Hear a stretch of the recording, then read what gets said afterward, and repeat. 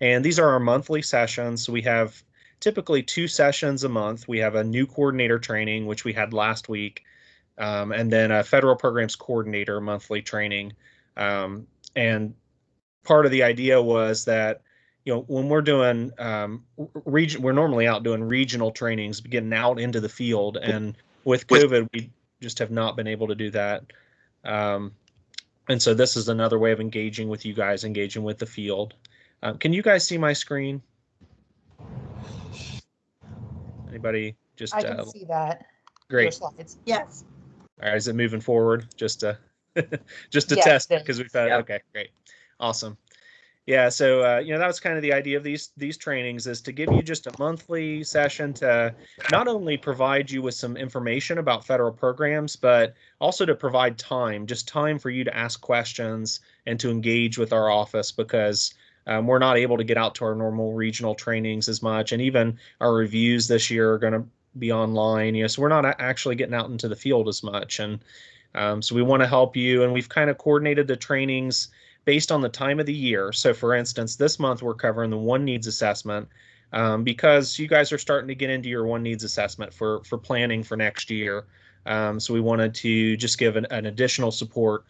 And there are other trainings out there already that are recorded, and that you can following this training, you can research a little bit more if you still need additional assistance on the one needs assessment. This one's more focused on, hey, a brief overview of the needs assessment, and in particular priority needs, and then a Q&A, because we really want to engage with you and answer your questions in these sessions. So that'll be our kind of our agenda for today. We'll go over the one needs assessment. We kind of assuming that you've gotten a little bit of that information either through the CCIP notes. You know that this is coming, and this is targeted really to the federal programs coordinator. So how do I really go about identifying priority needs and starting my planning process by completing this needs assessment? So that's what we'll cover today, and then we'll answer your questions at the end. And so the one needs assessment, it's the only tool this year for doing a needs assessment. And to receive federal funds, you have to complete a comprehensive needs assessment and plan. And so in the past, we've had different systems. We had the decision framework. For any of you that are on the line that have been here for a while, you'll know that we had the decision framework tool, which was pretty formulaic, pretty it was more focused on requirements. And if you identified a priority need on the decision framework, you then had to answer a whole host of follow-up questions on that priority need. So there wasn't much incentive to select a lot of priority needs, because you'd have to do a lot of additional work on that. And that's not the idea of our needs assessment, of the one needs assessment. The idea of the one needs assessment is really for it to be your needs assessment, for it to be a tool for you to identify your priority needs and to help you develop your plan. So there's not a compliance element to it. It is solely for your development of your needs assessment and plan. So kind of shifting the focus with the one needs assessment, but in prior years, you've had a couple different options. You could use the decision framework, or let's say it's an independent district and an independent building. You could just complete the CCIP portion, right? Just the district level needs assessment. So this year we've moved to all districts, and most schools will need to complete the one needs assessment. And there's a chart for determining if your buildings will need to complete it or not. It's called the school label flow chart. And we can talk about that later, but it's the one needs assessment for all the schools and districts. The one tool that we're going to use for your federal programs, and really moving forward for other grants as well. The idea is that you don't have to do a bunch of different needs assessments, that it's going to be a comprehensive needs assessment that could be used across any grants that you're applying for, both formula and competitive grants. This year you'll be using the one needs assessment, and it's broken into 8 sections. And so these are major areas that we've identified, in your district These were developed, in collaboration with over 40 pilot districts, and through that pilot process in the first year of the One Needs Assessment. And so the first 4 areas are college and career readiness, community and family engagement, curriculum, instruction, and assessment, which has probably the most questions overall, I would say, and then fiscal management. And the additional 4 sections are leadership, administration, and governance, operations, professional capital, and school climate and supports. And if you're taking notes, don't worry. We have these in a lot of different places. So, you can, Rachel and Candace will probably also be able to put in the chat a link to our One Needs Assessment webpage. And it's really a repository, a hub for all of the One Needs Assessment resources. So it's got trainings, it's got FAQ, it's got a user manual. It's got a 7-minute navigation video where it's kind of a condensed version that if you're bringing in members of your team that normally don't have to kind of engage with the leadership as much, maybe, and they have an element to do, maybe it's the principals and they have an element to do in this needs assessment, they get a 7-minute walkthrough of just how to go into the needs assessment and how to complete it. So there's a lot of really helpful resources there, and I'm sure they'll put that in the chat. I can't see the chat right now where I'm in presenter view, but I will get back to that when we get to the question and answer session. So those are the 8 big areas. And so what are priority needs? So priority needs may fall within one of these areas, these 8 big sections, and they are your big rocks. So what Diane Neal, one of our assistant directors, she always says, these are your big rocks. They are your big needs, the needs that you most want to focus on in your improvement plan. So, for instance, maybe it is in curriculum, instruction, and assessment, and you've identified, an issue with literacy. That the scores are lower in literacy. That there's you want to make a curriculum shift. So that group of questions, these are called question groups over here on the right-hand side. There are question groups, and they're within those sections. So the literacy question group is definitely one that you would want to answer. You'd want to go in there and answer those questions on literacy. And there's a little button, and we'll look at it later, where you can select it as a priority need. And what it will do is, by selecting it as a priority need, it'll bring it into a second tab, and we'll look at that later, where you're actually kind of choosing the direction you want to go with your improvement plan. You're choosing what's going to come over into your plan. You're choosing which priority needs you want to send to the CCIP, and we'll talk about that in a minute. So you can see each section has some different question groups. So for instance, in college and career readiness, maybe your district had a graduation rate of 63%, and the cutoff is 67% to trigger data for you. You might get a required question on graduation, or required question group on graduation, and so you have to go through and kind of answer those questions.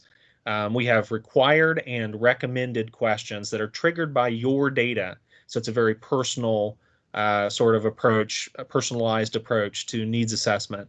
You have required questions and then recommended that are both triggered from your data that'll kind of help you assess, okay, maybe this is an area we should focus on in our improvement plan. What I will say is you do not have to bring over any particular area. You're not forced, because it's a required question in graduation, to then bring it on to your plan. So you can, if you identify that as your priority need, but we recommend 3 to 5 priority needs in whole. And so what'll happen is our developers call this a downstream process.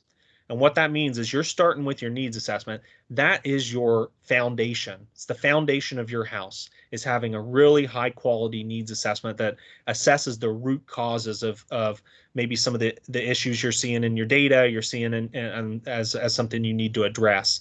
And you're getting at those root causes, and then you're identifying priority needs that are going to come over to your one plan. And we're calling it the One Plan. It's still in the CCIP. It's still the planning tool in the CCIP. But this year we're piloting a version called the One Plan, and we can talk a little bit about that. But there's whole separate trainings on how that's going to be enhanced this year as well. So not only do you have a better better needs assessment process that's more comprehensive, that's more targeted to your needs, but when it comes over into the plan, it's actually going to start prompts for you. So if you selected 3 priority needs, let's say you selected literacy, math, and school climate and supports, those 3 priority needs will come over to your One Plan as goals. It'll start goal prompts for you. And so it just helps you integrate. Because in the past, you might roll over your CCIP plan year after year, and maybe the goals start accumulating and you have, 15 or 20 goals, and that's not very manageable in a 1 or 3 year planning process, right? So the idea is that you're selecting 3 to 5 priority needs, and they'll come over directly as goal prompts, and they'll help you to write those goals. And then the improvement areas, so those sections are also called improvement areas. There are 8 improvement areas, and those there's a screen that we'll look at later. You'll select those as strategies. So if you remember something from this, it's your priority needs will come over as goals. And then if you select improvement areas, you'll start working on strategies. Those will come over as strategies. So we'll talk more about that in a second. So what does it actually look like? So this is the One Needs Assessment, sort of the main page where you have your 8 sections. So over here on the left-hand side, you can see your sections that we identified earlier. You can also see we talked about required and recommended. So if there's an asterisk beside one of these sections, it means that there is at least one question group that's required within that section. And once you've completed the section, it actually turns green over here. So you see it has a green check mark if you've completed any required questions in that section. On the right-hand side, you actually have the question set within that section. So we're looking at college and career readiness here. That's the section. And within that section, there are a whole host of questions on early warning system, graduation, various elements there, right? But you only have 2 required questions here. So if it does seem a little overwhelming to have 16 questions in college and career readiness, you do not have to answer all those. Now, they may not be marked as required, but they may still be helpful to your district or school. So it is important, I would say, to look through those questions and see, for it to be comprehensive, for you to really think through, is this a question that's going to be helpful to us? And eventually, does it rise to the level of priority need? Because that's what you're going to be pulling over. If you look at the very top left-hand corner here, you'll also see a priority needs tab. So once you've identified priority needs, they're going to pull over into that second tab. And you can also see there's a completion status here at the top. So you can change it at any time. You can go back into your needs assessment, and if you had let's say you had an attendance issue for, let's say with COVID, that getting kids logged on to their computers has been starting to become an issue in your district. Maybe it's in the middle of the year. Well, you can come back into this tile in your needs assessment, and you can switch the completion status back to in progress, and you can add a priority need in here. So let's just kind of circle different parts. So there's the sections. The name of the section is also over here on the question side. The early warning system, so that's the question group within the section. Your questions are at the top, so you can actually toggle and switch between questions straight from this top section here. Required and recommended, so it's going to have a little star by any asterisk beside any required and a R beside any recommended questions. And then those will turn green. Any required questions will turn green once you've completed the question, once you've written something into the text box. And at the very bottom of that question group, there is what's called a root cause question. And that's going to, and there's a whole document on how to do a good root cause analysis on our needs assessment page. So I would definitely recommend that. And what you're going to do is you're going to try and find a root cause, address the root causes of the underlying root causes that if they were addressed, if you were to address them in your improvement plan, they would result in a positive impact on that issue. So if it's literacy again, and maybe the root cause is that you need strong professional development for curriculum alignment. That alignment is really the root cause that you're finding.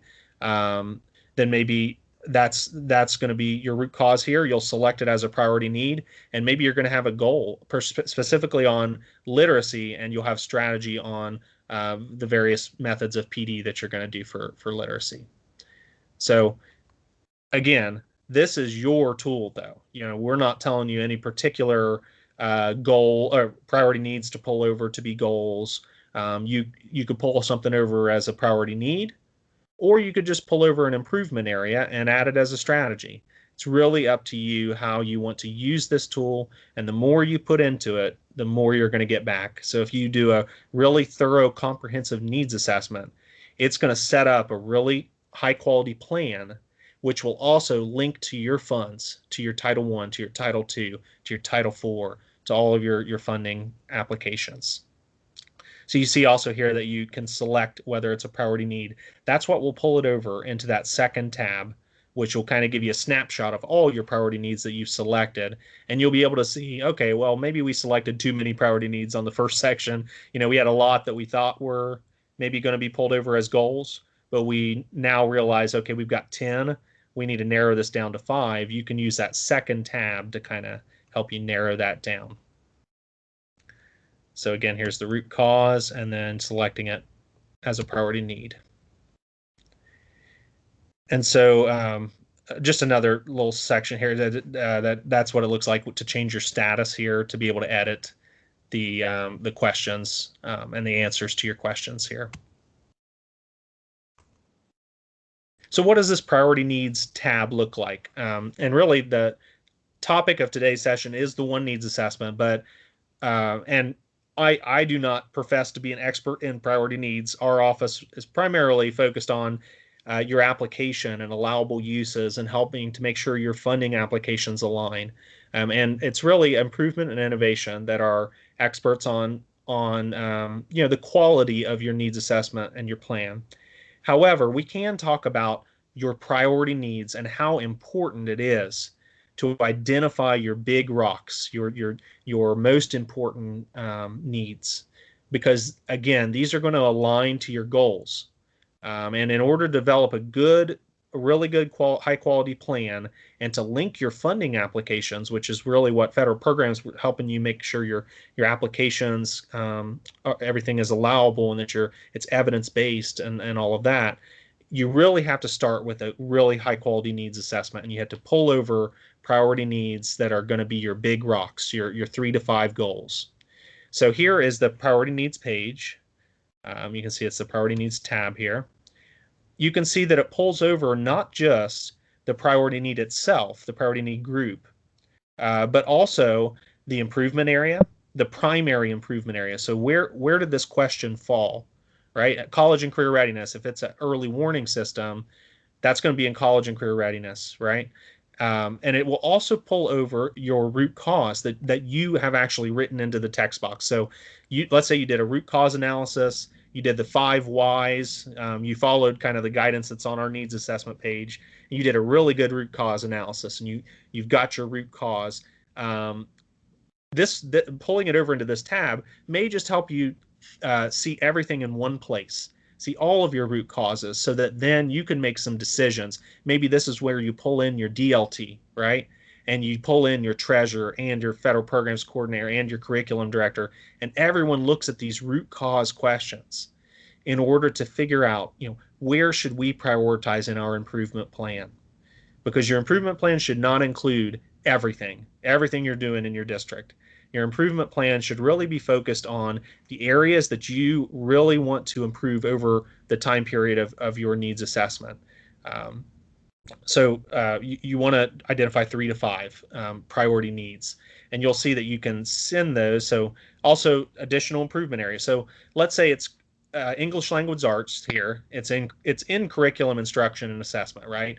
So maybe less than 80% of students have achieved benchmarks, as it says here, right? So you've got definitely some issues to address in English language arts, but maybe those issues cut across multiple sections. So here they've selected community and family engagement. So maybe that's a part, working with families to also do additional supports at home and in unique ways to support ELA learning.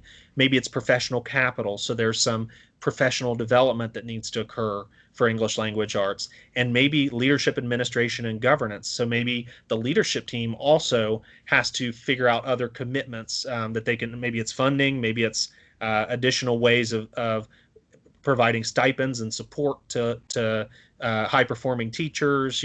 So there could be multiple sections here that you're attaching. And remember, the improvement area will be linked to the strategy. So each one of these that you pull over, we should see some strategies related to that. And in federal programs, we're not necessarily looking for a one-to-one match. So you might have 2 or 3 strategies for curriculum, family, and curriculum instruction and assessment. That's a great example. For ELA, there might be 3 or 4 strategies for within your goal just for curriculum instruction and assessment to improve English language arts.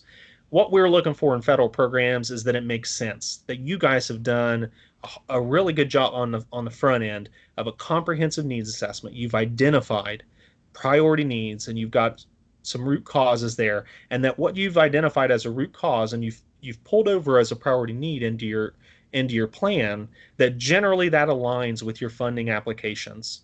So if it's ELA, you had less than 80% achieving benchmarks. You identified curriculum instruction and assessment as an improvement area, right? And when we go to look at your plan, we would want to see a goal for ELA, since you've selected it to send it to the planning tool. We would want to see strategies within that goal that make sense, that are evidence-based, and that are then also when we go to the funding application, we should see, let's say you had a strategy for professional development, we should see something maybe in Title II for professional development, that you've selected professional development for ELA learning there, as one of the items in your funding application. So we're looking more for just that it's telling a story all the way from your needs assessment on through to your goals, strategies, and action steps, and on through to your plan. So not a whole lot has changed in terms of the flow of the process. What's changed is it's going to start in your one needs assessment, and it will be a downstream process that creates goal prompts based on these priority needs.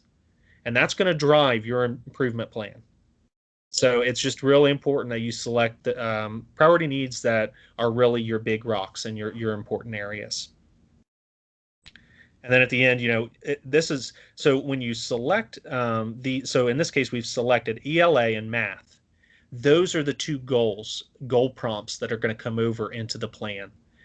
So when you send, and I don't think it actually clicks here for send, no, but if you look at the completion status right up above, this is going to be in progress. It's the default, and then you're going to change it to sent to planning tool. So you want to check the right priority needs, and then you're going to change it to sent to planning tool. And that's actually going to send it over into your one plan, into your needs assessment tab.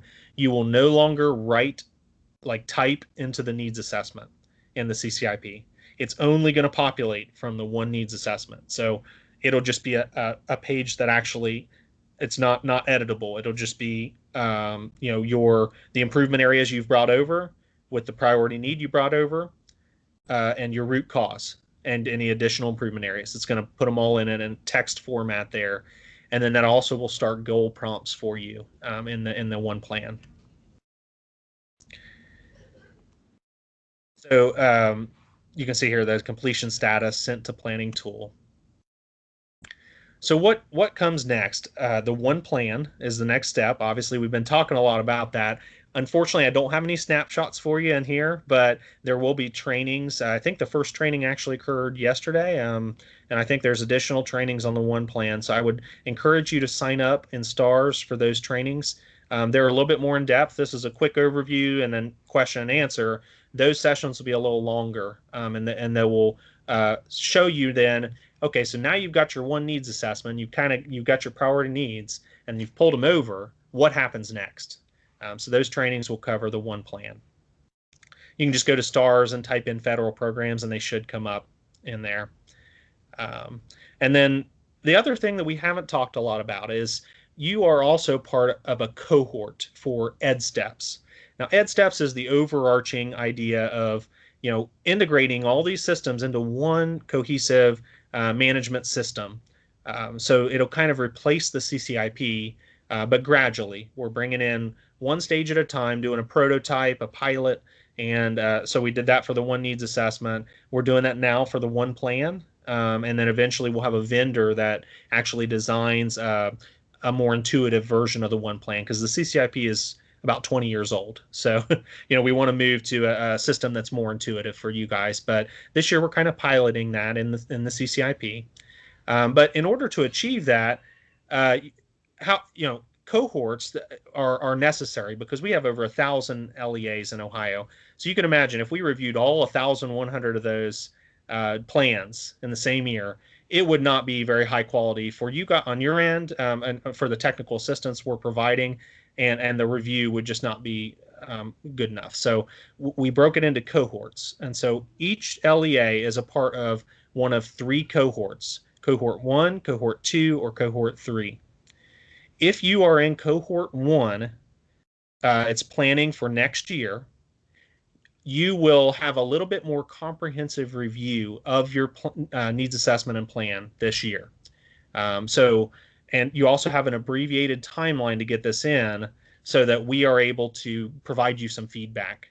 And the idea is that other offices too are going to be using this needs assessment and plan for all your different funding applications. So you won't have to do an equity plan and a separate tool anymore.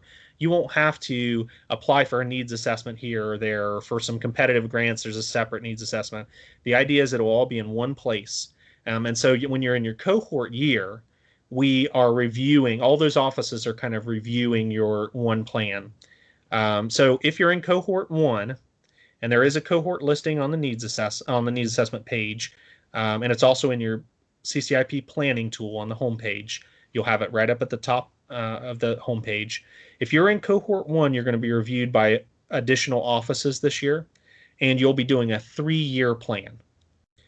If you're in cohorts 2 or 3, you're doing just a 1-year plan, and you'll have to do it again next year, but until you join your cohort year, and then you'll be on a 3-year plan when you're in your cohort year.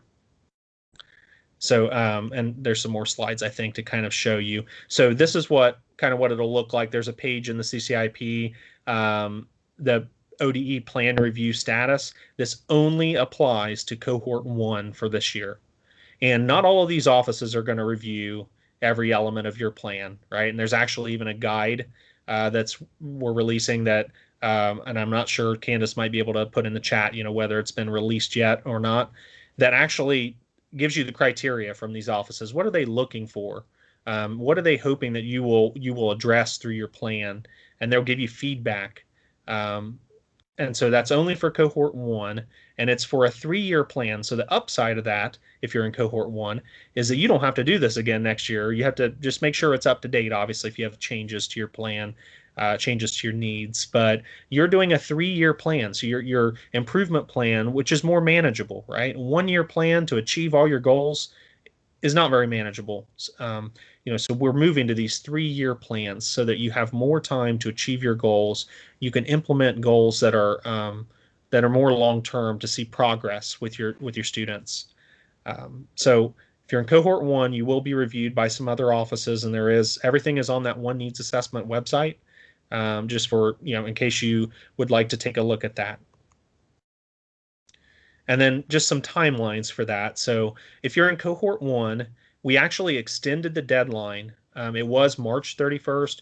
We got feedback from districts that is not possible with COVID, and with, it's just very difficult for folks to get that done by March 31st to get their entire needs assessment and plan done. So we moved this back to April 30th. so that you would have additional time to complete your one needs assessment and one plan. And remember, this is only for cohort 1 that you're going to have that timeline. And then the cross-office review will take place in June, up until June, from when you turn it in until June, so that by July 1st you have good feedback, you can make any edits that are needed, and then you can submit your funding application. And we recommend that all districts submit their funding application by July 1st to establish a substantially approved date of July 1st. And so anyone that's not in cohort 1, if you're in cohorts 2 or 3, or you were a pilot district last year, you'll be joining cohort 3. Anyone else except for cohort 1, you just have your normal timeline. Funds will be loaded in around June 10th. That's when the allocations normally come out. You're encouraged to start working on your plan, your needs assessment and plan now. It would be a 1-year plan, and then you want to have everything submitted with your funding application and everything by July 1st. Just some technical assistance again, and you should get the slides after this presentation, or it might have even been included on the STARS invite. That has just the link to our web page, and I'm sure Candace and Rachel have put that into the chat as well. It's really a one-stop shop for everything related to the needs assessment. And then the other thing I would mention is if you have feedback. So let's say the timeline. That timeline still does not work for your district. We recognize that it's tough, and we're trying to do, with COVID, we're trying to do every flexibility we possibly can for our districts and our schools. So, if you have feedback on that, or if you have a question about a trigger, that's triggered some data into your needs assessment, or something's not working, you go in there and you just can't, you don't have the permissions, or you can't figure out how to get that working, I would recommend you email edsteps.oneneedsassessment@education.ohio.gov. I am on this email.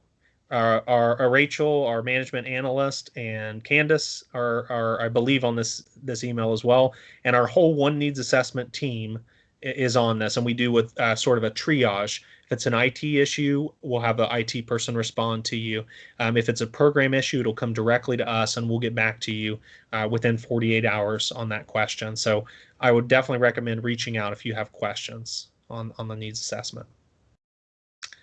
And I guess right now, it's very similar to what we covered in the new coordinator training, but I guess just a little more emphasis on priority needs and making sure you're bringing over what you need to for your needs assessment, for your plan, to establish your plan.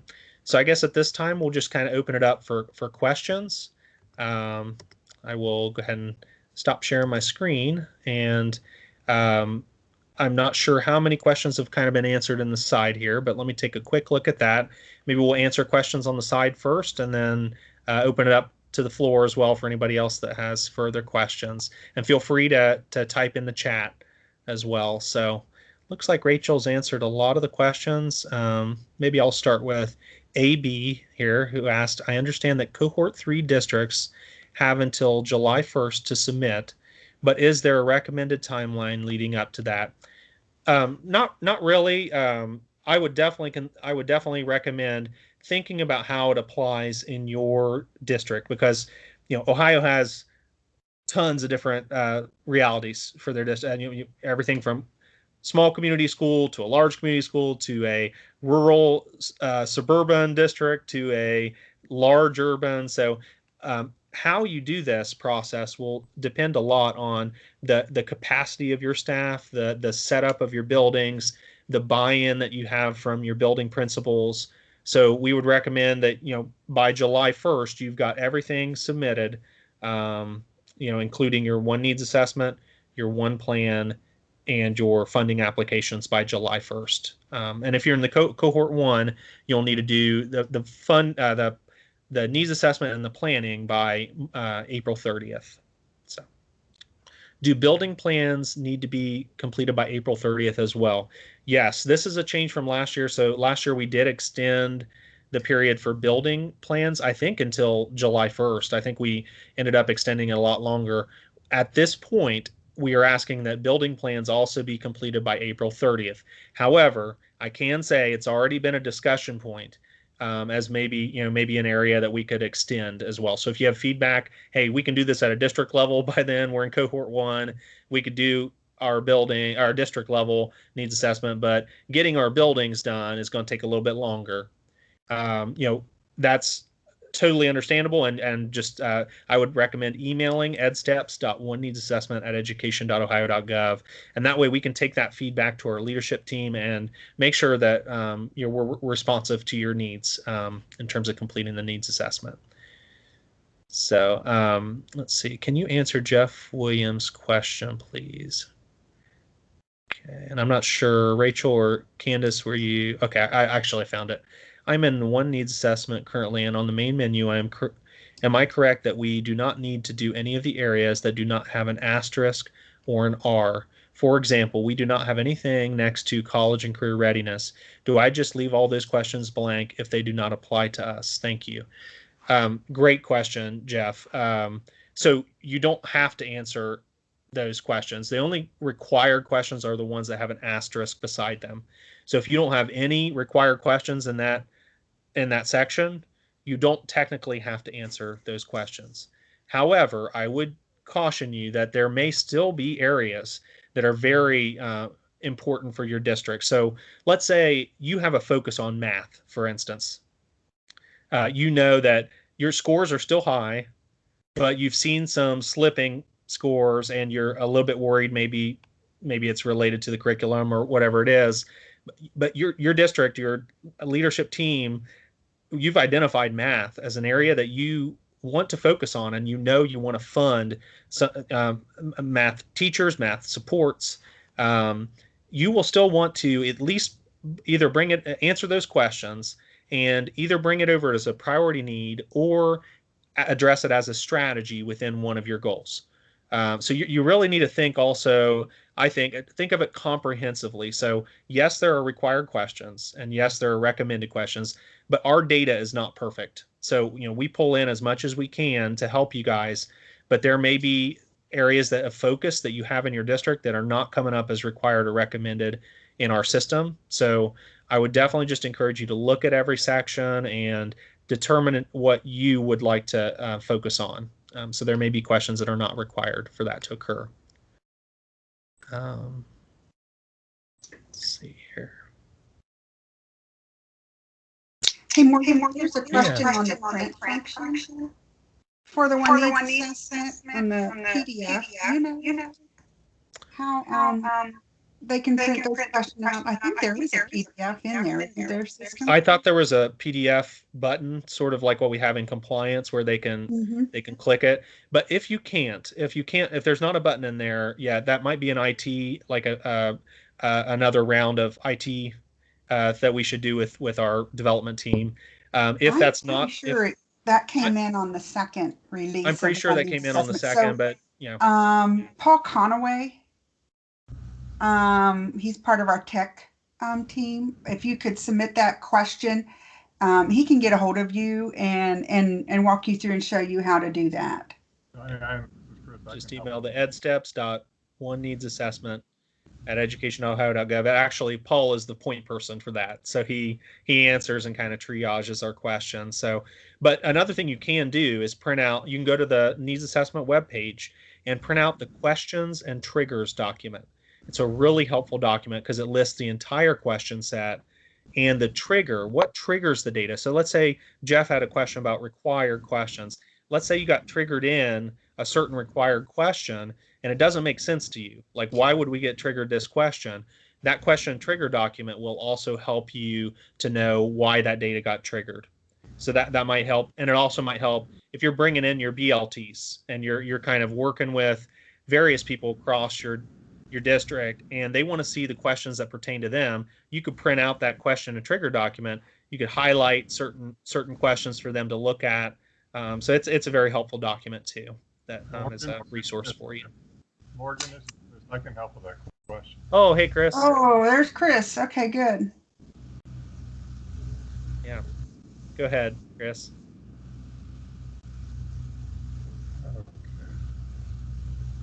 Your mic's a little bit low too. Okay, just a second. Teams has done me in again, so hold on a second.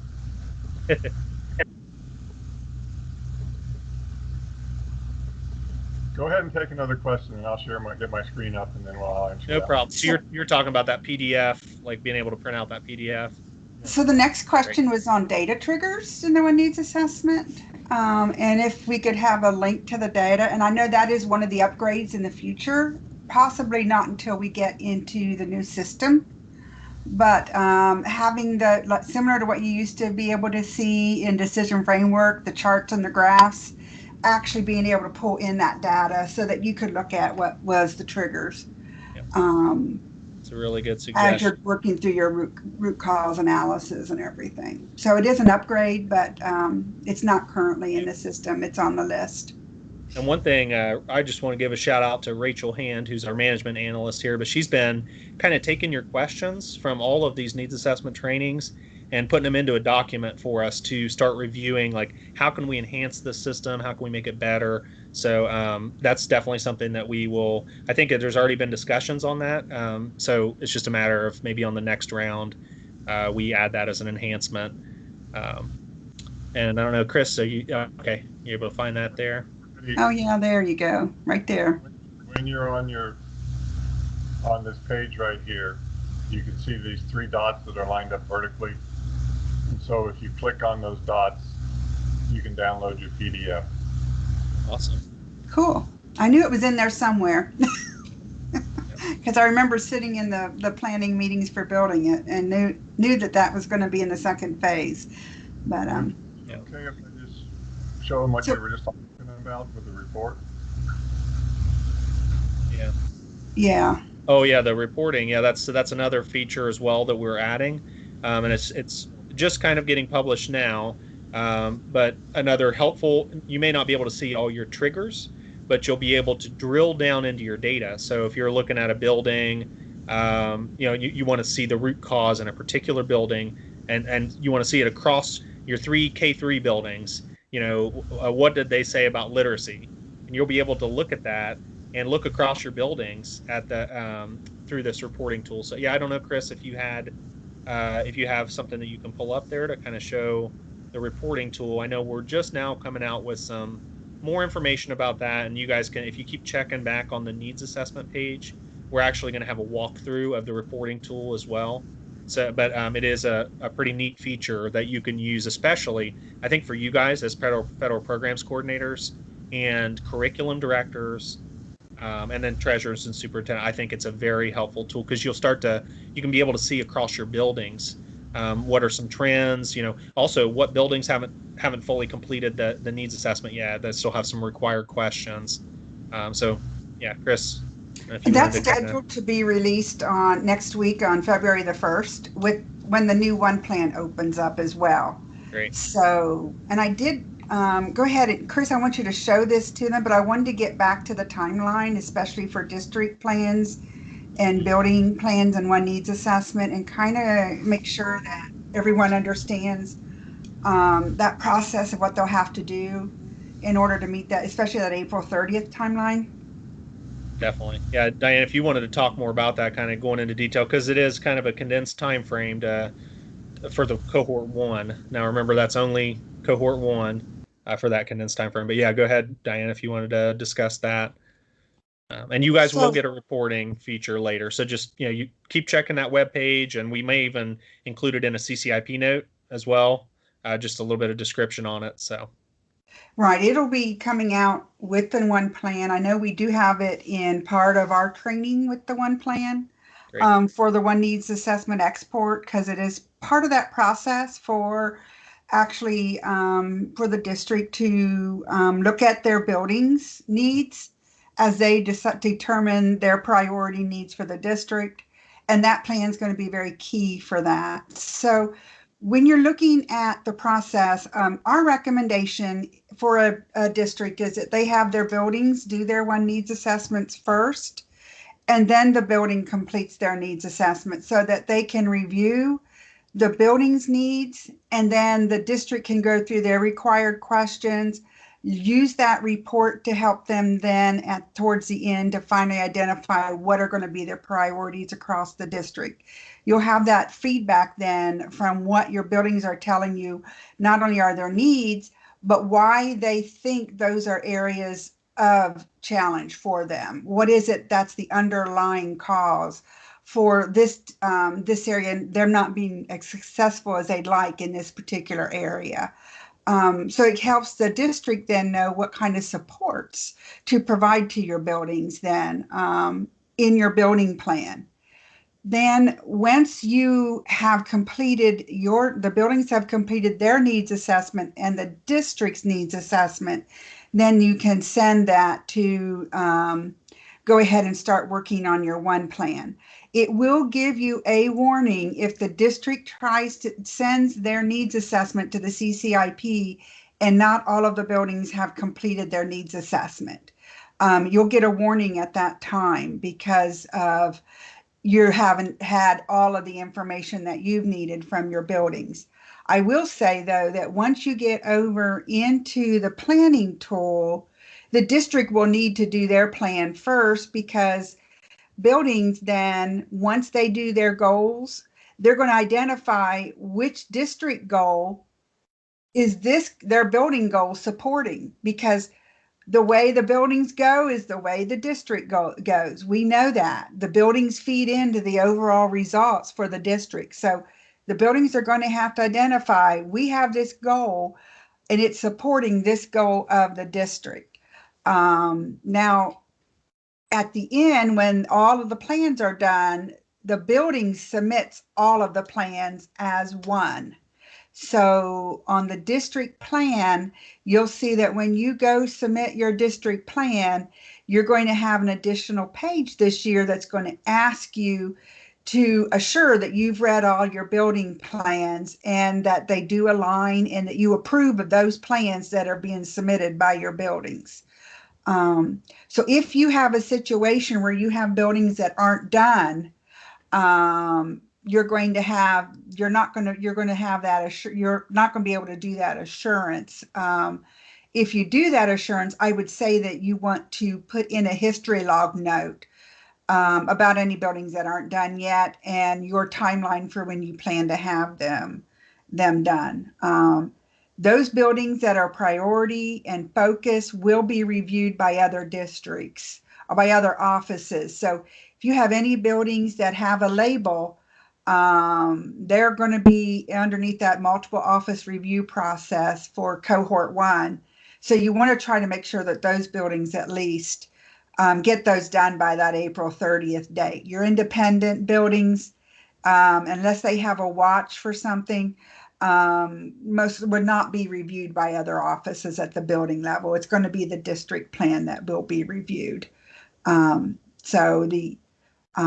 just going to give you a little bit of a timeline on the process. It's important that you communicate with your federal programs coordinator and then document things in the history log if you see that you're going to have trouble meeting any of those deadlines, and work with us.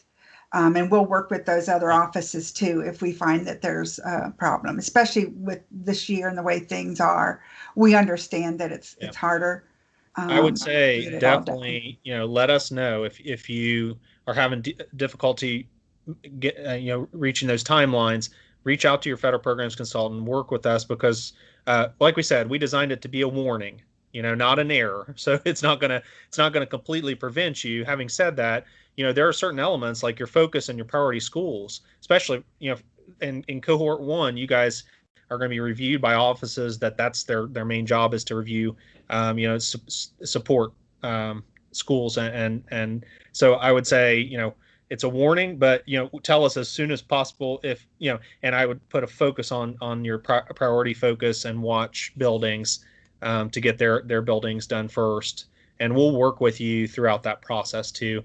And I do want to, just in the sake of time, Diane, I'll maybe just go through real quick any questions that I see in the chat that maybe are a good question that will be applicable to what everybody's experiencing. So Karen said, so if we have a juvenile detention center in our district, that we receive funds for, do we not have to have goals and strategies for this?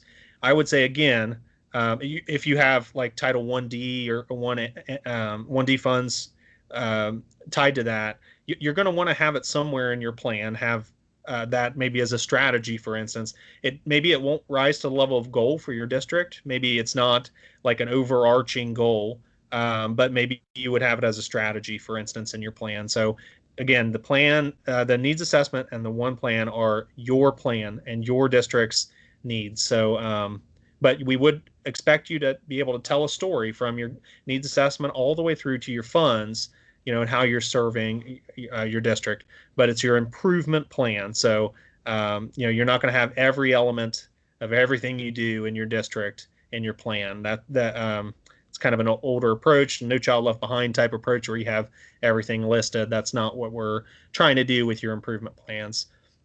And I'd And say then- too, for those students who they're neglected and delinquent, consider that, their needs are probably would be a part of what you would do and provide for any of your vulnerable youth. So it may not be a specific strategy or action step that's just for them, but what you're going to do for that youth may be embedded in a strategy and an action step you already have in your plan. So you may talk in that strategy for our homeless students and our foster students. We're going to provide these additional services in this strategy, but for our neglected and delinquent, these will be are a part of our plans to provide services. So it's not like it has to actually be a complete strategy or even action step for those students. You want to mention them somewhere. Yeah, that's great, Diane. That's a really good analysis, and that'll help you also think about vulnerable youth and kind of that a cross section of all your vulnerable youth needs as you're going through and kind of integrating into your plans. It shouldn't be separate. We think of them as separate. They are central to what you're doing in your improvement plan. I would just kind of go through some of these other questions. So Karen Arborgrass said, we are in cohort 3. Are the building plans required this year as well? Building plans are required for you guys. It would be by July 1st when you submit to, for your funding application. But there's a school label flow chart to determine if the buildings are required to complete the needs assessment. So, and it's, Diane, help me if I get this wrong, but it's any moderate DF, intensive or ADC districts will have all their buildings have to submit. And then any districts, whether it's independent or moderate as well, that have a priority focus or watch building or a school-wide building. That's correct. So if they have, if they're independent, but they have 2 school-wide buildings, those 2 buildings, and even if they're not priority or focus, they're going to need to do their needs assessment. So that school label flow chart is on the needs assessment page. So I would recommend checking that out. It looks like Amy did some follow up on the 1D. That's great. Will we be able to see some example district and building goals and strategies as part of our one plan training? It will be helpful to see where we are ultimately headed. So I think, Diane, maybe you could speak to that in terms of we discussed how there's public access to the CCIP, that you can access on our webpage. But I don't know if you have specific examples you're giving in your one plan trainings, but that might be another suggestion for you, is to look at the publicly accessible version and maybe find a district that's comparable in size to you guys and look at kind of what they're doing. There's even the cohort listing. You could look at cohort 1. So maybe you're in April and you can look at cohort 1, maybe one of their plans to kind of get ideas for how it will pull over. But Diane, I don't know if you had any other suggestions there. So the pilot districts that we had last year are always a good resource to go in and look at their plans. And there is a link, there is a list of the pilot districts, I believe, on the Ed Steps webpage that will provide you. I do know that, Youngstown and Akron had really good plans that they provided. There was also I want to say it was Fields district that was a small rural district that had a really good plan in there. So, so that would be a good source to look at those public plans of districts who were in the pilot this year and how they wrote their plans. But Thank you very much, Diane. And then we had a question. I just lost it again. Who should we contact if our data doesn't match the triggers? She said trigger. Amy said trigger statement here, but the data that's coming in doesn't match the trigger. Most likely, if you review that the question and trigger document, you'll be able to see why it triggered in. But there could be some instances that, something doesn't match up perfectly. You would want to email edsteps.oneneedsassessment@education.ohio.gov. That goes directly to our IT person who works on triggers, and Chris is on that email as well. Chris has really been focused on triggers. So, and we have had some enhancements to that, just from comments from and feedback from the field. So definitely feel free to email that address, and we'll get back to you on it and try to help you through it. And then we had another good question here from LAM. So it must be initials there. Include COVID-related items in the plan so that ESSER 2 can, et cetera, tie in. I would definitely, if you feel that that's part of your improvement plan, is maybe it even ties into sort of digital, and you're already moving to digital anyway, and so you want to tie that in. I will say the ESSER does not have a planning requirement to receive those funds, and so you have to do your funding application, you have to complete the budget and budget details, but ESSER does not have a specific statutory requirement for needs assessment. So I would think of your improvement plan as your broader improvement plan for your district as a whole, and maybe that does fit into goals and strategies that you have, but it's not required in order to receive ESSER.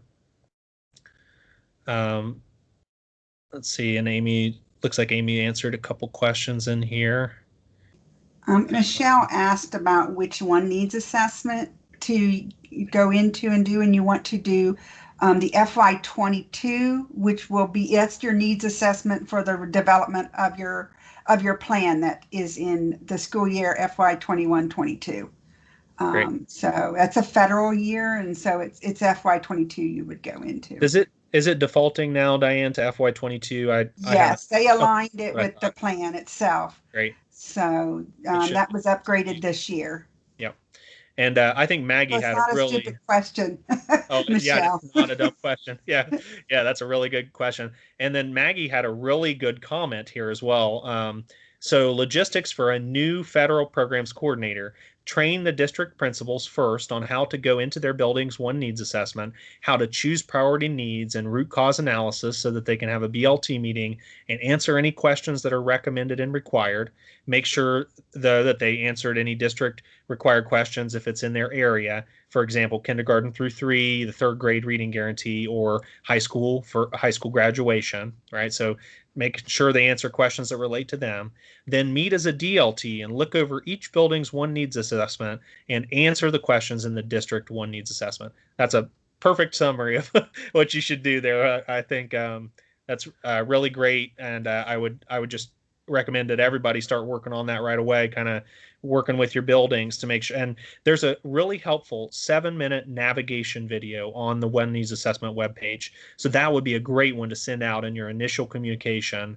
Just familiarizing them with the one needs assessment and making sure they have access as well. They should, if they have decision framework data entry access. So if in the past they had to do decision framework, and they have access from that, that's the access they would need to have the tile appear and to be able to edit. So also a next step, in addition to kind of letting them know, is to work with your OEDS administrator and make sure that the relevant people to get in there to do their needs assessment have the access. And you can work with your OEDS administrator for that. Where is the data in the one needs assessment? So I would just say again that the data triggers automatically, and there's a list of questions and trigger documents that kind of shows you that.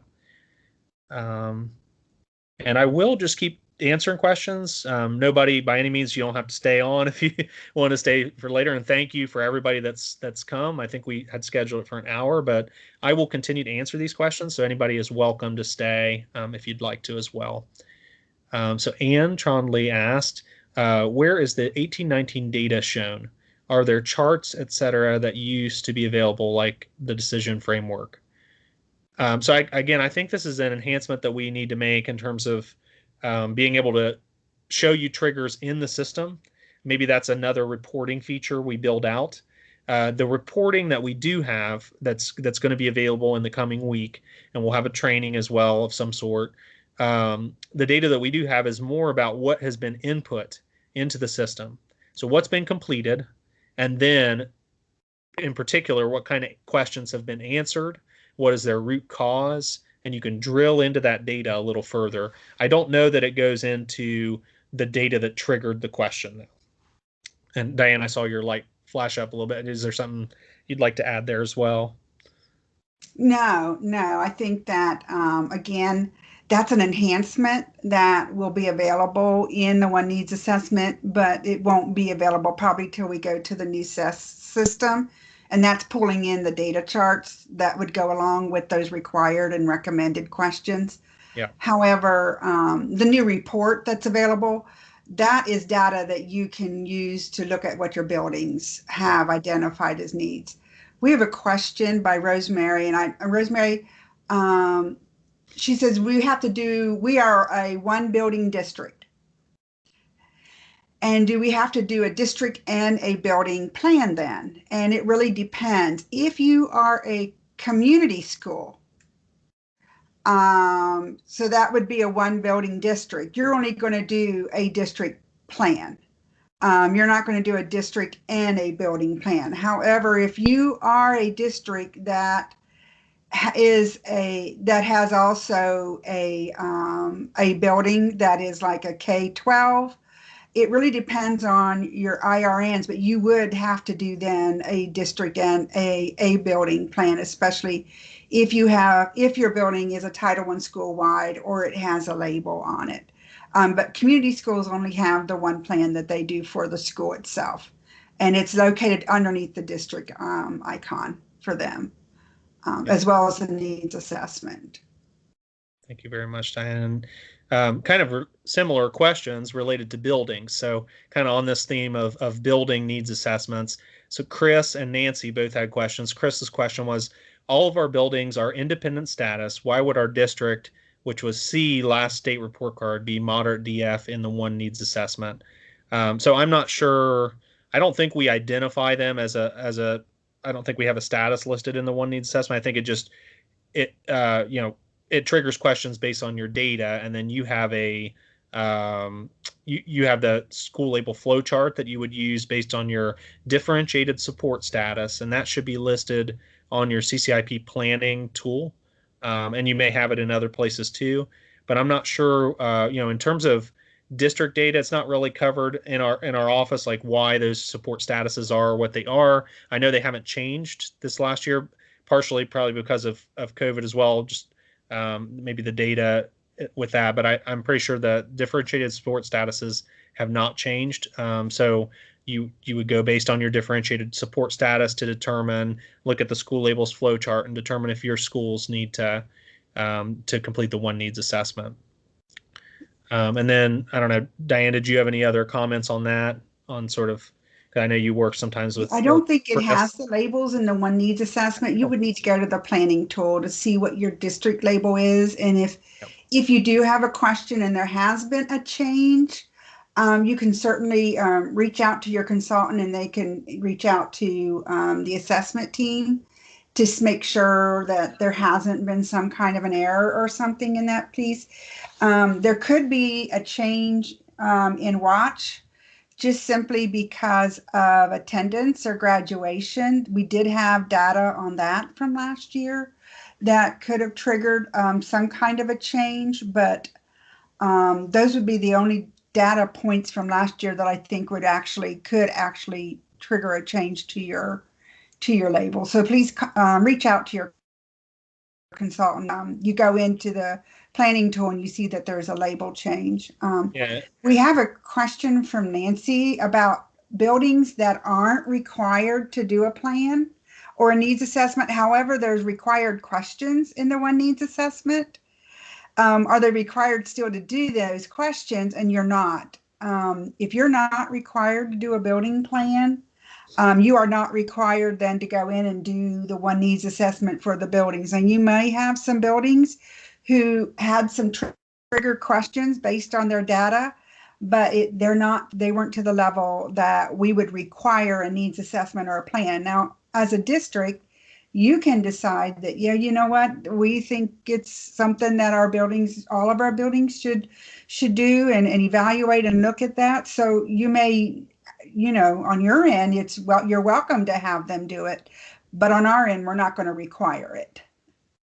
And maybe you have a particular strategy, maybe at the high school level or something, and your high school doesn't need to do its needs assessment normally, but you want to make sure that that building thinks that through and looks at their needs, and and that maybe there's a strategy for something that you're doing with with expanding opportunities grant, or something like that. So it's not required, but anytime that you're able to get your buildings involved and get hear their voice and hear their needs, I think that's going to help you also to consider all the factors to develop your needs assessment. So that's good. And then Karen asked, what happens if the plans are not done by April 30th? So I think you would get warning messages in there that say you need to get it done.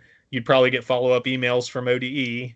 And I'm not sure, also across the other offices, each office has their own process for, kind of evaluating the elements of the plan, that whether they meet the criteria or not. So, I don't know, Diane, what your thoughts are on that, but we would just highly encourage you that you get it done by the date. If you're in cohort 1, now again, that's only for cohort 1, and also work with us too. If there's something you can't do, like we said, add a history log note that says, we're able to do it on these buildings, but for these it's going to take more time, or we're still working on this, and work with us, because we understand that things are very difficult right now with COVID, and we want to work with our districts to make sure that they have everything they need. The objective of the needs assessment and the plan, and going to this one needs assessment, one plan process is to eventually it be a system that's more intuitive and simpler for you, and on 3-year needs assessments, so that you're not doing this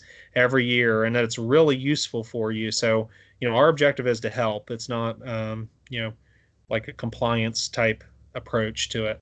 So even the way we set it up was very collaborative, and the idea was text-based questions that it's up to you. You determine how good of quality that plan is going to be, needs assessment plan is going to be, based on the amount of work that you put into that with your districts, with your buildings, and in your district. So, but obviously understand the timeframes as well, that's very tight, and we're able to work with you. So. If you have an SST also, be sure to work with them, especially if you have just buildings that they're working with to help you meet the timeline. The review process, or the collaborative review process, where we have over 10 offices who are collaborative reviewing plans, depending upon the district's labels or the building's labels, that review process is from May till June. So we've asked districts and buildings to have theirs completed so that the offices who are working together can go in and review these plans and give you feedback prior to you submitting then your funding applications. You can go back in and update your plans then, and then submit your funding applications by that June 30th date. If you have items that are required that are not addressed in your plan, those offices are going to note that in the history log note, and we can't approve funding applications that have missing required items in the plan. So you do want to at least try to work with those offices and work with your SSTs and your federal programs consultant, so that it doesn't end up holding up then your funding application later on, because we don't want to have to hold up our final approvals because of plans that don't have the required items completed. And thank you for bringing that up, Diane. Sometimes it's hard, like, why do we have this earlier timeline? And so that's helpful our idea is to give you feedback and to help you, to know if there's a requirement that needs to be met in there, or to help you build a really good quality plan, so that it's not going to hold up, if you go to get it reviewed later and we're not able to approve it because it doesn't have those elements to it. So that's another reason why we have that built in a little earlier in that timeline, so that we're able to give you the feedback, the best feedback that we can. And then Maggie, I don't know, Chris, you're still on the line. If you could answer this question for Maggie, um, can you list the root cause analysis training dates? And maybe someone has responded further down. If correct me if you have, but Chris, do you know the root cause training dates, or is it only going to be sort of a like a PDF type thing that kind of goes out, or how's that work? Well, the training I'm aware of is the video, the recorded PowerPoint. Okay. PowerPoint for Right. And it's already on there, right? Yeah. Great. Yep. So if you go on our on the One Needs Assessment page, it's kind of that one-stop shop for all the resources, and it's got that. The good thing about that is you can share it with people in your district, and especially for a root cause, that's really important because you wanted your buildings to really be able to think that through and know the process for a root cause analysis. So that's probably a good thing that you've got a video version of that. And then, do we need to have goals to receive funds even though they haven't identified it as a priority need? So that's that's a good example of kind of the old way we had it set up, was to go during No Child Left Behind and kind of that era is like you had to have a goal or a strategy for anything that was connected to a funding application. And so you had all these things listed that, that's not the way it's set up anymore. So you determine your goals, you determine your priorities and your improvement plan because it's your improvement plan. It's not a comprehensive list of everything you're doing. We have compliance for that, to track some of those other elements that are just required by law. So I would say you want to include in your improvement plan the most important priority needs that you're going to address through your grants. So there, again, like Diane said, there may be a goal that is a cross section of a lot of grants contribute to that particular goal. So early childhood might be a factor in your ELA, and prep and making sure you're meeting the third grade reading guarantee, might be a strategy within there. So it's really your plan, and you set it up how really helps you improve, helps your district and your schools improve. So it's not tied one-to-one with every funding item that you have. Now, having said that, I believe there is still a warning that will be thrown on there if you don't have at least one goal tied as a plan relationship or a fiscal resource, at least one for each of your grants. So if you don't have Title I tied as a fiscal resource on any of your goals, then it's going to throw you a warning that just says, hey, you don't have anything tied to your Title I grant. So that's something to keep in mind, that you'll want to do your fiscal resources, and that's been a process, for a long time. So if you guys have questions on that, just reach out to your consultant. We are in cohort 3, but we need to create a new 3-year plan. Do we use one plan for that? So I would Diane can chime in too. I would recommend maybe doing one-year plans until your cohort year, or just know that you're going to have to align it to your cohort year, cohort 3. You're going to have to do a new plan in 2 years, right? Because we're on cohort 1 right now. So maybe a 2-year plan, or if you wanted, because when you get in your cohort year, you're going to have to do a new 3-year plan to align to your cohort year. So you would use the one needs assessment and one plan. Everybody's using the one needs assessment and one plan, but your time frames really is up to how you want to do that. Just know that in your cohort year, you're going to have to align for a 3-year plan. And Diane, I don't know if you had any other comments on that. It's kind There of is, yeah, it is a challenge for cohorts 2 and 3 because you are going to do a 1-year plan until your cohort year comes up, and then once your cohort year comes up, you'll be able then to do a 3-year plan, and then you don't do a plan then for 3 years or a needs assessment unless you get a label change within that time, that something happens that triggers some questions you have to go in and answer in the needs assessment.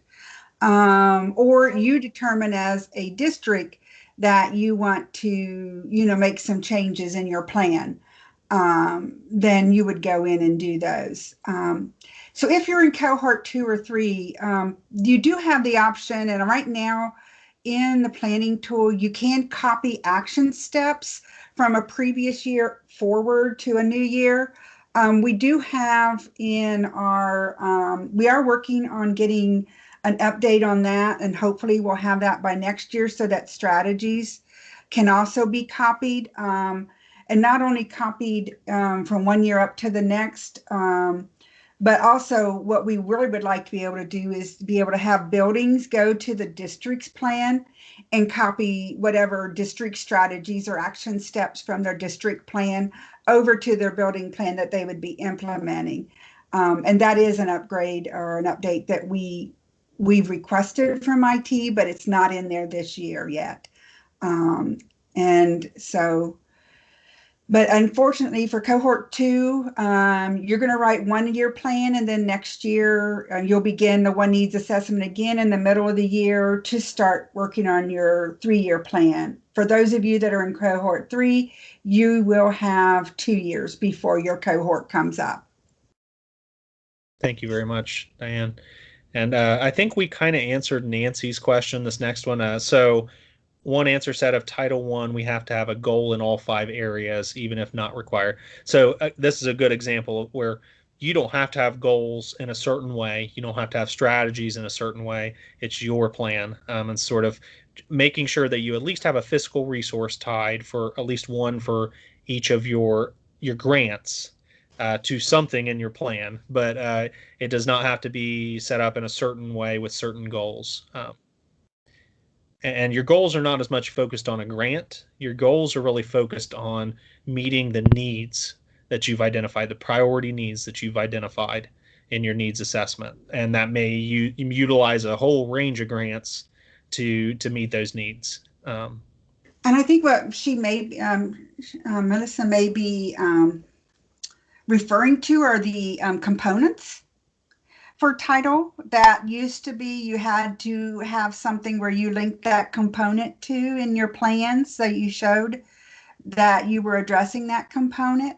All those required components now have been front loaded in the beginning of the process for districts, so you're looking at those components and answering questions about those in the one needs assessment. So if you have a Title I building that is school-wide, there's required questions that are in the one needs assessment to address those Title I components. The same with those required school improvement, district improvement components, or with ESEA, now there are required LEA components or parts of a plan that are required in through ESSA that anybody who receives federal funds, they need to address or examine these pieces for their plan. And those have all been front loaded for districts. So it doesn't come at the back end. You look at those and answer those questions before you start writing your plan. Yeah, and that I think is a really, really helpful feature for districts and schools, because that always tripped up the application. Oh, you got 2 components that haven't been checked, and like trying to figure out what that means, and it wasn't a very intuitive way of making sure that you're thinking about the important elements of a comprehensive needs assessment and plan. So instead, we load them in the front. So you just automatically get the questions if they're required, and you'll have to think about it and address it. And maybe it rises to the level of selecting as a priority need, or maybe it just becomes a strategy within something you're doing. So that's how we addressed it, to make it easier on you guys to not be really requirement focused and compliance focused, but instead on your needs and triggering in data that's relevant for you. And when is the next one plan training, or is there a recorded one? So Diane, I believe you guys you recorded your first version, and there also are additional trainings, right? So CCIP note 461 has the training dates for cohorts 1, and then also the training dates for cohorts 2 and 3. Our first training for the cohort 1, I believe, is next week, February the 2nd. And then we have another training later in February, and I believe that date's February 24th. I would have to pull up that CCIP note. You can certainly go in the document library, and there's a chart in there that you can look at and see where you could join us for training. We also Then the cohorts 2 and 3, we don't have your training until later when you get closer to the time where you would actually be working on your plan. And I believe those start in the end of March and the first part of April. We have trainings. Along with that, for those of you that are in cohort 1, we have the bi-weekly open office hours that you can call in. That information is also in that CCIP note. We had our first one last week, so we'll have another one next week. And so anytime as you're working on your plans and you're running into things, you know that you're going to have that opportunity that you can call in during those open office hours, and there will be people from One Needs Assessment and the One Plan there to help answer questions or just to discuss things that you've noticed as you're going through that you're going to give us some feedback on. It's certainly an opportunity for us to listen and talk to you about what our thoughts were on it and to hear how it's working for the district. So, because this is a protocol. The One Plan is still under protocol. We haven't built the system. What we're doing is trying to build what we would like the system to be able to do for districts, but it's your feedback that's going to help us finally create the final system once we get the vendors on board. So the feedback that we receive now as we're working through the One Plan and the One Needs Assessment is really critical so that we can actually develop a system that is usable by the district and really meets the needs of our districts as well as the requirements that we have as an SEA. Thank you so much, Diane. And we had a couple questions here from Ann and Melanie that both it seems like they asked about the same time, the same question. So could you place a link to the public plans in the chat? I don't know exactly if there's a particular link. I know you can go to our website, and if you type in Comprehensive Continuous Improvement Plan or CCIP, and I believe the publicly accessible version of it, you can access it there from our website. Correct me if I'm wrong on that, Diane, but I'm pretty sure from our other training, that's the way you get into it. So you just go to our website, Ohio Department of Education, and you would search in the little search bar for Comprehensive Continuous Improvement Plan. And you do have to make sure you're logged out of if you have access. So if you have access for a district, make sure you're not logging in through your login. You want to go to the public view, and you'll only be able to see approved plans. So that's important to note too. And Melanie's question in particular references the pilot plans, which is good. It's exactly what we want you to look for. You'd probably want to look at the FY20 plans, and because those are pilots where they've gotten notes, maybe history log notes in the CCIP about their plan to how to improve it, and they've got a real comprehensive look at their programs. And I would just mention that if you're looking at FY20, it may look a little bit different from what you're going to see when you actually go in, if you're in cohort 1, for instance, and you're doing this, just because we are building the prototype of this One Needs Assessment. So, there are certain elements. The needs assessment looks a little bit different, because it just pulls in from the One Needs Assessment. It doesn't have anywhere to edit text. So the formatting will be a little bit different, but it'll be still be helpful for you to look at pilot districts One Needs Assessment and how they did it for your I would say that you want to go into the FY21 plans, so that'd be this year's plans, and certainly go in and look at Youngstown and Akron's. They both have really good plans that they've provided that I would recommend that you review and look at through the public view. And if you just type in CCIP, it'll take you to the CCIP public view, and you click on the link. You do have to be logged out of your SAFE account in order to be able to do the public view, because if you're logged into SAFE, it's going to keep taking you to your own district's plan. So you have to log out completely from your Ohio ID and just go to Ohio Department of Ed's webpage to do a public view. Also, the flow chart, it's not available, and I don't know about the needs assessment, but I do know that if you go to the document library and you go to CCIP, and there's a folder just like we had last year for FY22 planning tools. The flowchart is located there, as well as other resources that we've done for the planning tool. So if you can't find it on the needs assessment, it's also in the document library. It looks like Candace also dropped a link in here. So I think she's back on now. I think maybe her computer might have gone out or something, but it looks like you're back on here now, Candace, and she got to this. Candace is awesome, always dropping in the links and everything for us. So thank you very much for doing that. So if you guys scroll in the chat, you can find the school label flow chart, as well as the one plan training documents and all that. Karen had a good question here. Under our planning section, the drop-down only has 2021. There isn't 2022. So this is important. So right now, you can get in and do your one needs assessment, and there'll be an FY22 listed. But the one plan, the new year has not appeared in the drop-down yet. So you won't be able to actually submit your one needs assessment until that becomes available. And Diane might be able to tell you exactly when that's supposed to occur. Is that coming up? So the one plan will open up next week. It's scheduled to be opened. It goes out into production on January 29th. So next week, the one plan will be open. And when you go in there, you'll be able to see FY22. So you don't want to send your needs assessment yet to the planning tool. If you've already done that, you're going to have to go back and resend it, because the planning tool isn't open. They've been doing all these updates that we've asked for this year.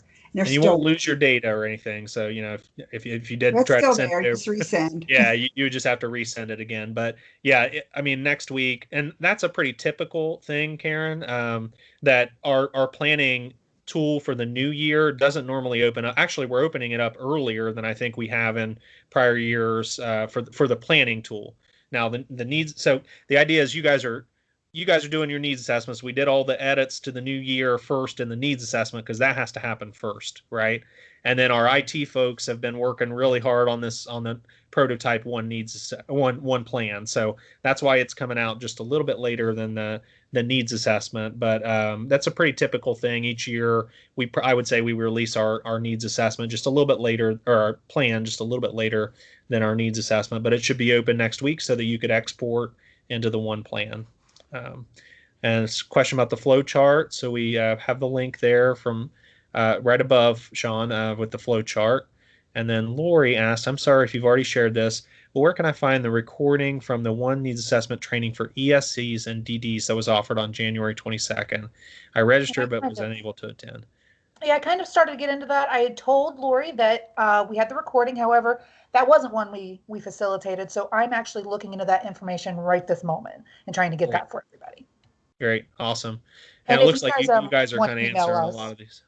Go ahead, Candace. I'm so sorry. I was going to say, I'm going to put my email in the chat if people need that information so they can email me and request it.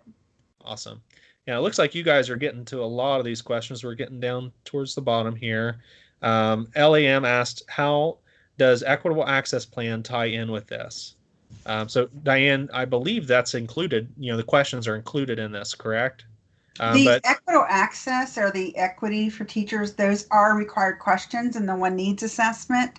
If you have equity listed in your report card label that has triggered, then that office will be reviewing your plan to see how you're addressing equity in your improvement plan. Otherwise, your equity is addressed in your one needs assessment questions. So it's a little bit more targeted this year. So, like it's using data to determine if that's a required element and whether that office is going to review it. If you're in cohort 1, for instance, whether they're going to review that a little further and give you feedback. So in the past, I think everybody kind of did it, and it was kind of across the board. And you might not hear about anything back, or you might hear back. But I think gradually we're trying to move to a system that is more intuitive and can really, when you have an issue with educator equity, that it meets your needs. So one needs assessment has a separate app to do work in. Oh, really? Okay. It has a separate app to do your work in.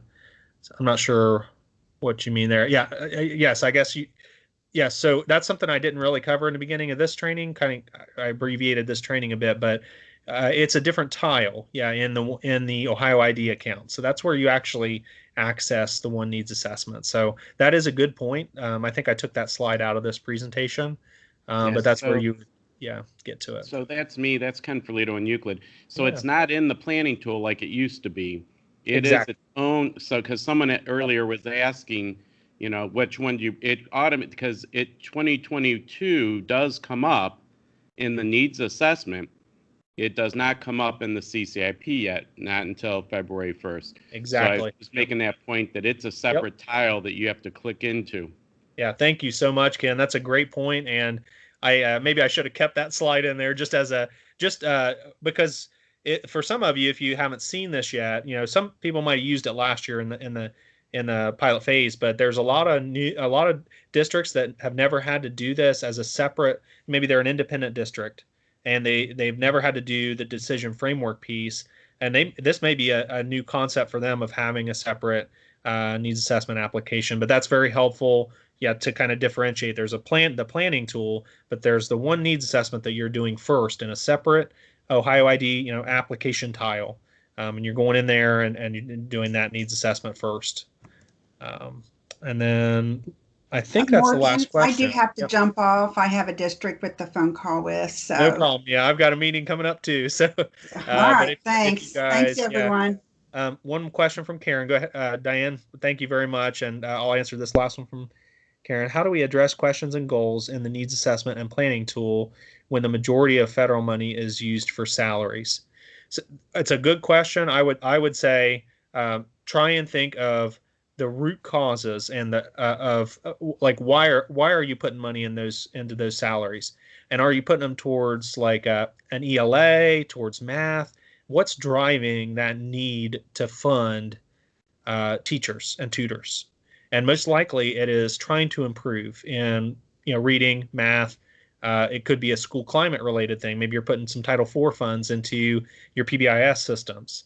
So the root causes and the root need that you have that's leading to those funding decisions is really what you want to try to get at. Try to get at those priority needs and try to figure out why and maybe that is one way, if you've never had to do this, kind of reverse engineering it a little bit, thinking first, like, what have we funded in past years? And what did our needs assessment look like in past years? And kind of walking back from that, okay, then what could be the needs that are driving this? And that's important to identify because ultimately this is your improvement plan. So you do want to see improvement. If you're funding the same thing year after year, but there's not improvement, then that's something you'd want to think about. Are there other curriculum, or is there other decisions that we should be making to drive improvement? So our director says, don't fund the plan to fund, right? Plan. So, all right, don't plan to fund the plan. So you start with your plan, right? Rather than starting with your funding options. So the plan sometimes in the past was not as emphasized, but it really is identifying the needs are your foundation. Really identifying how are we trying to drive improvement in our district, and that's going to help you match it up with funding opportunities in the grants, allowable activities that are going to help drive that improvement.